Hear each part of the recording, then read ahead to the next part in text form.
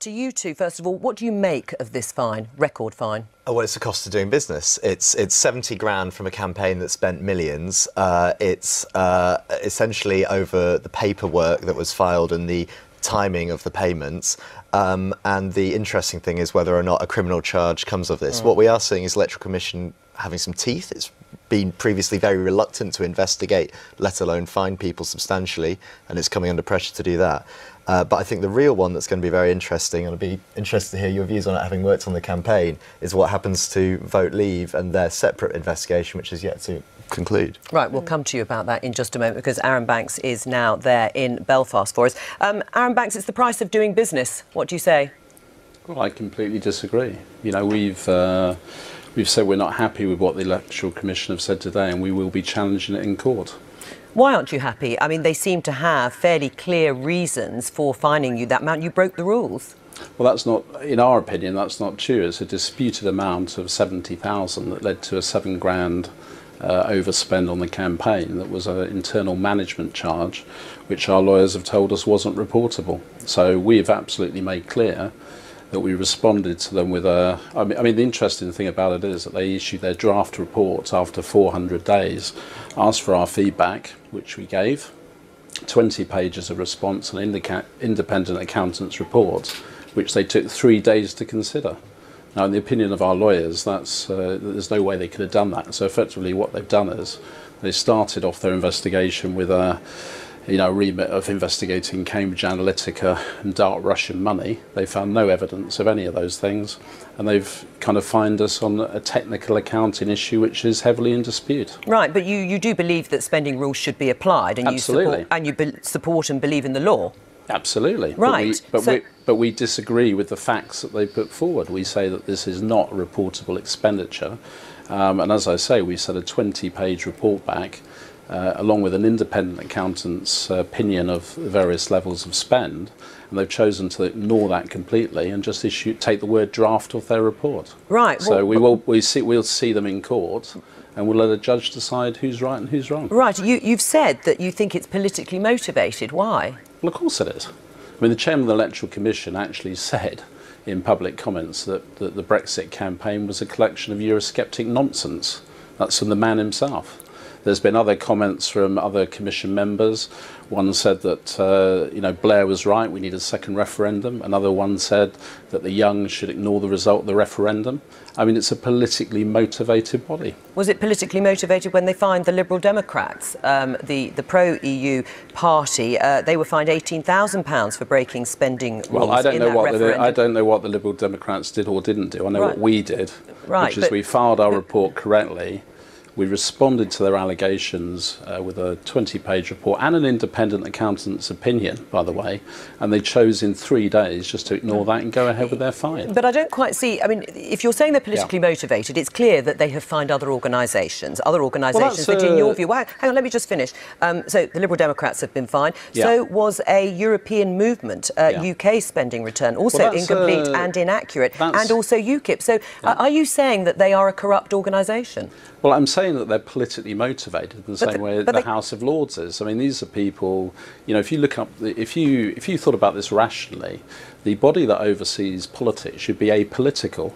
The board of they say they are apolitical. Well, yes, but the board of the Electoral Commission is made up of former MPs, ex-Liberal MPs, ex-SNP, former Labour leader councils. It's anything but, and we know that it's a political, it acts in a political way. Or it's just sour grapes on your part because you actually broke the spending rules, you overspent, and you've been fined accordingly. Well, I've just gave you our explanation. It was to do with a internal management charge, which we do not believe is reportable.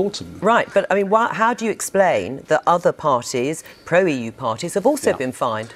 Well, that's not for me to explain, is it? I'm telling you what I think is a justification for today's opinion.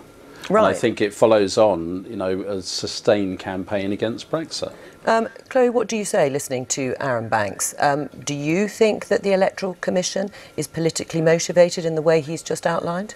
No, I don't think so. I think they've probably based their decision on evidence, and they have investigated Vote Leave twice and found there was no wrongdoing. There's another investigation pending now, so we'll see what happens. But I just think it's really rich, actually. Some Remain campaign is now preaching to Leave is about how there was some kind of unfair advantage. If you want to talk about an unfair advantage, let's talk about that £9 million leaflet, the OECD, the big banks, all of the political elite powering behind the Remain campaign. I mean, the idea that Leave had an unfair advantage is a bit nonsensical. And what do you say to the Remain line that actually organisations like Arron Banks basically cheated to get the result? Well, I must admit, having dealt with Arron a lot during the referendum and his campaign, I think that Leave.EU sometimes was one of the most catastrophically chaotic campaigns I've ever dealt with at all. But what I'm interested and would like to ask Arron is much more about whether he'll finally give a full declaration of where the money that he put in, the millions of pounds that he put into the campaign, came from. Right, Arron? Yeah, it came from me.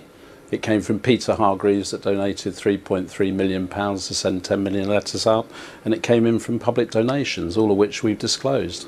By the way, for Jim Waterstone, obviously the Guardian have purveyed fake news on this story right from the very beginning. But if we look at the genesis of where this investigation started, it started with Ben Bradshaw using parliamentary privilege to claim that we had used Cambridge Analytica and been involved in Russian dark money. Today's report from the Electoral Commission says it has no evidence of that, and actually has fined us on a technical accounting query. Right. I think people like Jim are a bit sad and bitter about it because they lost the referendum. They clearly thought that we were, incompetent or, whatever other words he uses. But actually what we did was motivate millions of working class Labour people to go out and vote for Brexit. But Jim, are you sad and bitter? Absolutely not. I mean, I was covering the campaign as an independent journalist. Oh, yeah, right. Standing on the Nigel Farage flotilla alongside Arron as he looked on the Palace of Westminster. You're about as unbiased as Carol Cadwallader and the rest of the Guardian idiots. Well, I'm delighted to have such a strong endorsement of my new publication from a man such as yourself, Arron. But look, this is, I think the interesting thing as well is that this is still playing out 2 years on, and no matter what happens, I don't think there's any chance really now of this affecting or in any way impacting the outcome, which is going to be Britain leaving the EU. I mean, Jim, wouldn't you agree that even if it was correct, we dispute it, that a £7,000 overspend on £12 million of campaign finance is a drop in the ocean? Well, we dispute it and we say it's incorrect, but even if it was true, it would be a tiny amount of money.